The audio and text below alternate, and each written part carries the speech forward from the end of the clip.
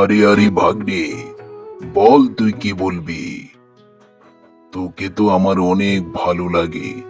তোর কথাবার্তা, আচরণ আমার কাছে খুব ভালো লাগে। বল কি বলবি।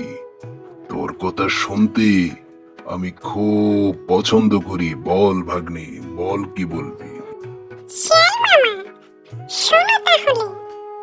আমি এই বন দিয়ে যাচ্ছিলাম আমার নানুর বাড়ি, আর অমনিতে আমাকে ওই তোমার বনের দুষ্ট আরেক শিয়াল আছে না, সে আমাকে তাড়া দিল।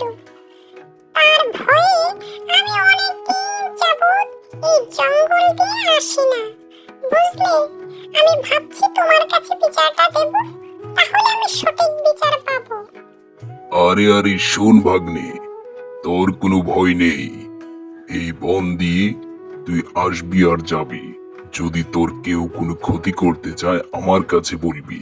হ্যাঁ, ওই দুষ্টু শিয়াল যদি তোকে তাড়া দিয়ে থাকে, তাহলে আমি তাকে আজকেই মজা দেখাবো।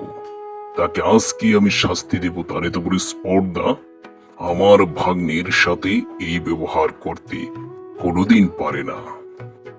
ধন্যবাদ মামা, শিয়াল মামা, তোমাকে ধন্যবাদ। তুমি এত সুন্দর বিচার করবে আমি জানি। আমি জানতাম তুমি ভালো বিচার করতে পারো, তাই তোমার কাছে বিচারটা দিলাম। আর শোনো মামা, তাহলে আমি যাই, তোমার সাথে পরে কথা হবে। ঠিক আছে রে ভাগ্নে, ঠিক আছে, যা যা। তোর কোনো ভয় নেই। তুই নির্ভয়ে এই বন দিয়ে আসবি আর যাবি। আমি তোর সবকিছু দেখব। ঠিক আছে, যা, বাড়িতে যা। পরে তোর সাথে কথা হবে। আমিও গেলাম। মামা, তুমি কি জানো, আমি আজ শিয়াল মামার কাছে বিচার দিয়েছি। ওই যে দুষ্ট শিয়াল আমাকে পাকড়াও করছিল, সেই শিয়ালকে আমি বিচার দিয়েছি। মামা বলছে যে বিচার করবে। কেমন হয়েছে বলো?